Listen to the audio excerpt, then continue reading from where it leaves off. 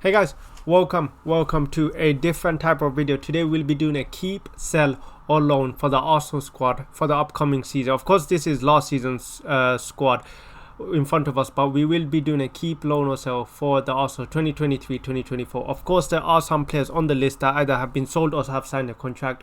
Of course if that's the case for them, then I won't be able to discuss too much about them, but we'll get started with, of course, Mohamed Elneny, who we already know is being sold. He's being let loan, he's being released as a free agent. I think he's done well for his time at Arsenal. Of course, his memorable performance at Old Trafford. Not too much to say about Mohamed Elneny apart from he's been a good, he's been a good player for us here and there, good squad player. I think that's why he knew what his position was, where he stood in the squad, which was a squad player. And I think every time he played, you can't ever argue that he didn't give his best. Gabriel, nothing other than to say he's staying, 100% he's staying. Of course, if you remember at the start of the season, there were rumors about Gabriel potentially being left out of the squad, being sold. Of course, when we started seeing that Thomas Partey playing as right back, there was rumors of Gabriel being sold. But what a season Gabriel's had, him and both Saliba, which we're going to get into, monster centre backs for so many years. Arsenal have had absolute the word. I'm not even going to say the word because I'm probably going to the video might get struck down, but absolute little princesses in defense for so many seasons. We had absolute clowns. Okay, we were known as a soft team, but Gabriel and Saliba are two centre backs that we've been crying for ages.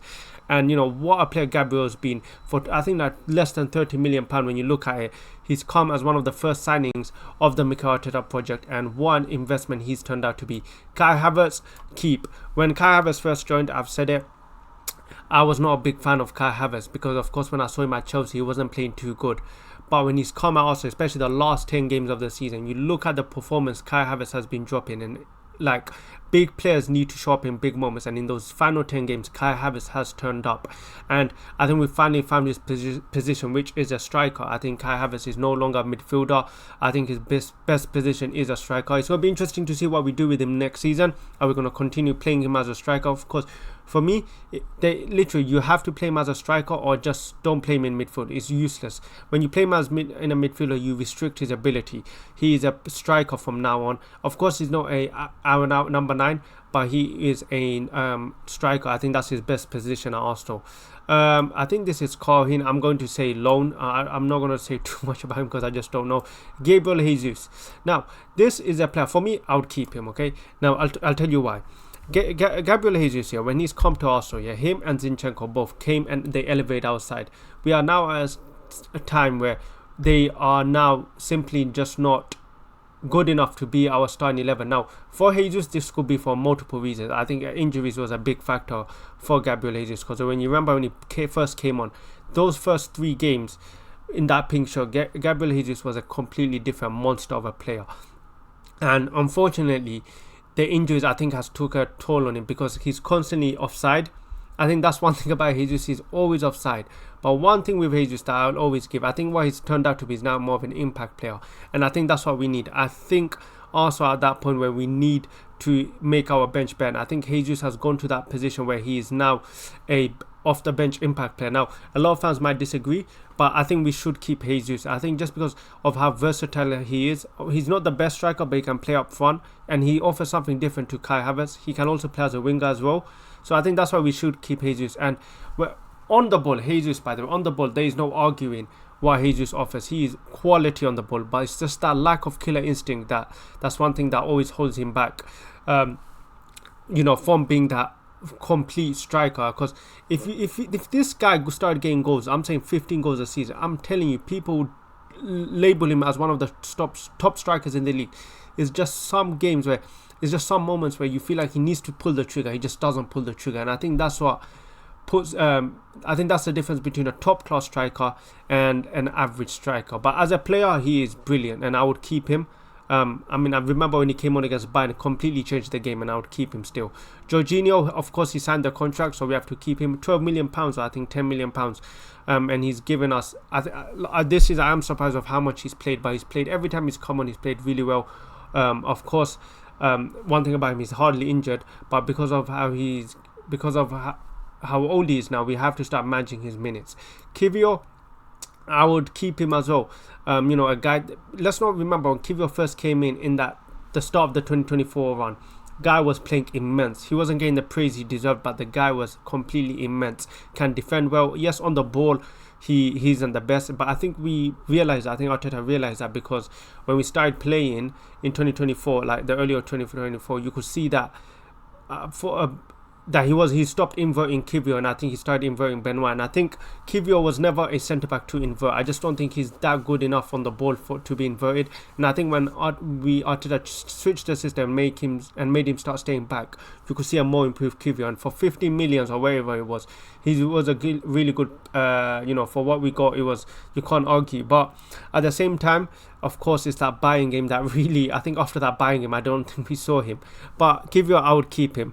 Gabriel Martinelli, 100% keep. Now, Gabriel Martinelli, yeah, brilliant player. But this season, let's be honest, he's had a poor season. After that season he had last season, the season where we finished second again. That season, by the way, I'm talking about the season where we bought the league. That season, what a season he had. He had more goals than Saka, and that's including no penalty. And, I was really excited for Gabriel Martinelli. I really thought this season he was going to push on, but unfortunately, he just didn't make that step up that we thought he was going to make. So, but still, he's still a young player. He still has shown us moments, and I'm sure he's going to improve and only get better. Now, one of my favorite players, Reiss Nelson. Unfortunately, I think it's time to let Reiss Nelson go. Now, for me, Reiss Nelson, he was one of my favorite players. He was, by the way, one of the original star boys. Okay, Reiss Nelson was supposed to be what Saka is, but unfortunately, he just couldn't ever get the minutes under his belt or get the opportunity. And I think this season, I think he should have gotten a few more opportunities. I think there were some games where Saka should have been taken off, or Saka should have been rested and Reiss Nelson should have come on. But instead, we started seeing Trossard on the right wing or Gabriel Martinelli on the right wing. And I think Reiss Nelson, I do think he should have been given a fairer chance at Arsenal. He's still young. I think one thing about him over, for example, Martinelli, I think his close control is much better than Martinelli. But of course, it just didn't seem to work out for Reiss Nelson. And I'm sure whichever team he goes to, he's going to make it work. I'm sure this guy is destined for good things. He's one of my favorite players, and I'm just so sad if we do let him go that we have to let him go, because when I'm thinking about that famous Bournemouth that last minute winner, Reiss Nelson.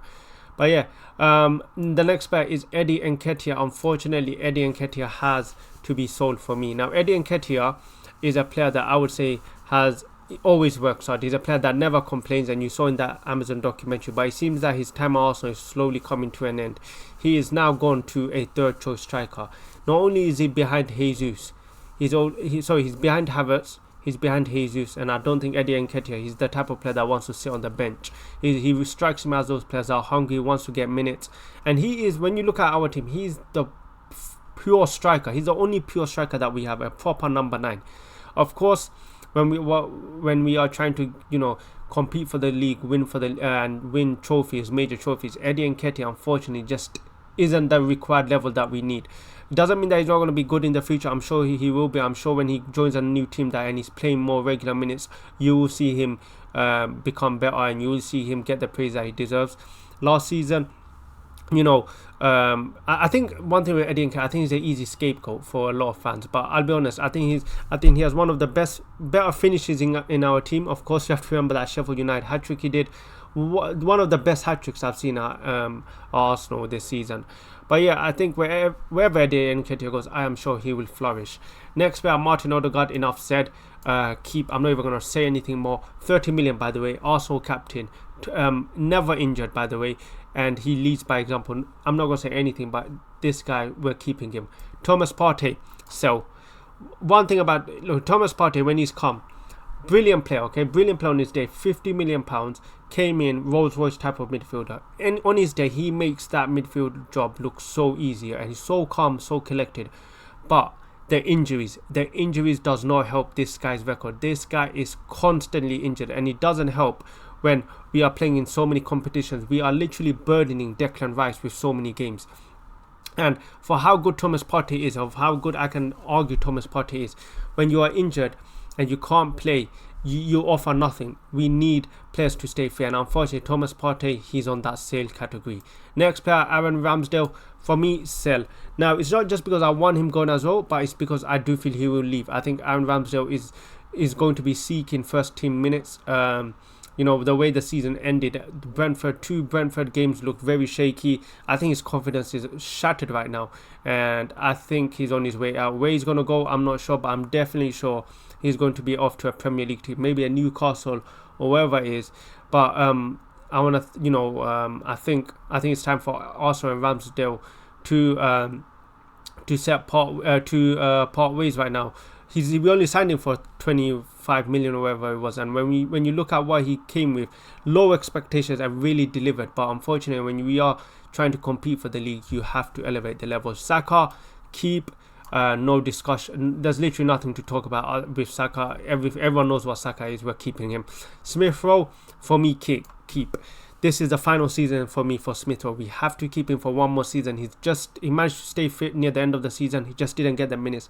But for me, he's still a good player. He's one of those players that are destined. I am sure this guy is destined to make our Arsenal one more season. I'm going to give it to him. If he doesn't make it that season, then we'll talk afterwards. But for me, one more season. I just don't think he got enough opportunities this season. But keep for me. Leandro Trossard, keep.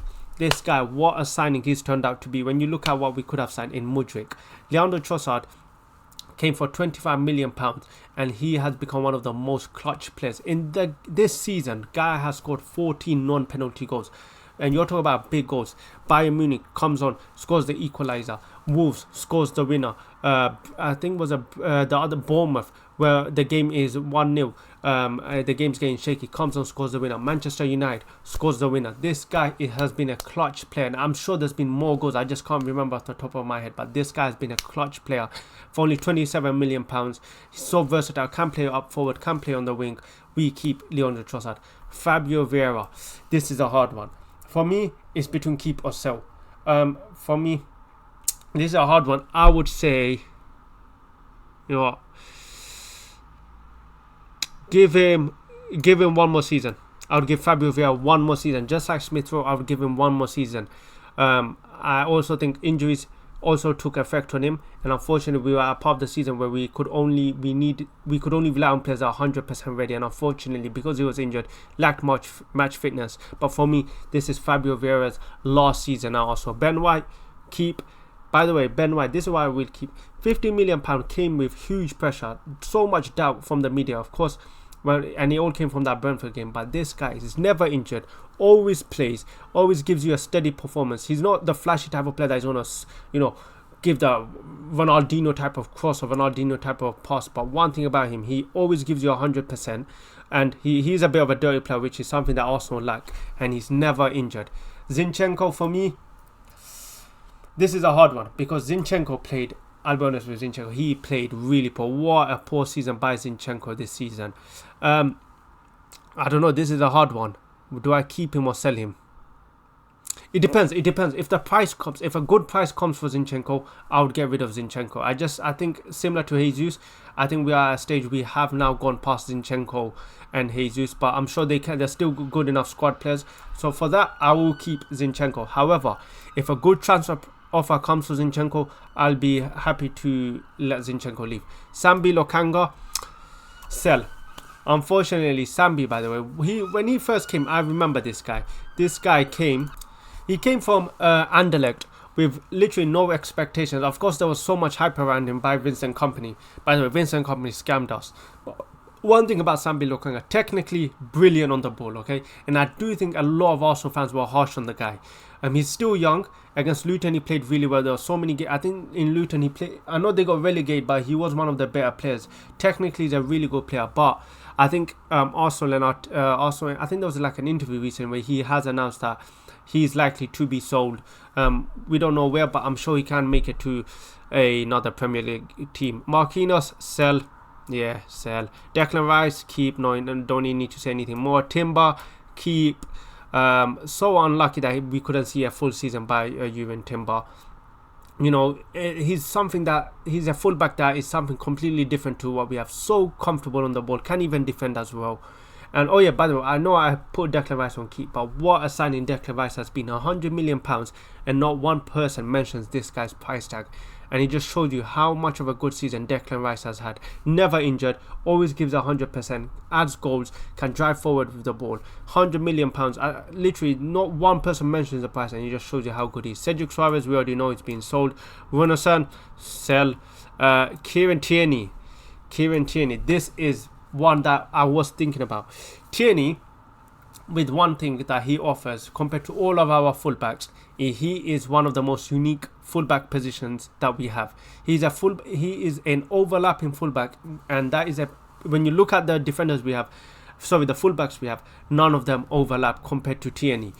But unfortunately, Tierney, similar to a lot of Arsenal players, literally the history of Arsenal players, is unfortunately the guy just couldn't stay fit. He went to Sociedad, and I think he got injured again. And I always say, what's the point of being a good player if you're never fit? And Tierney, unfortunately, is part of that category. But one thing I will say about Tierney, he was there during our darkest days, our darkest time, fighting 8th.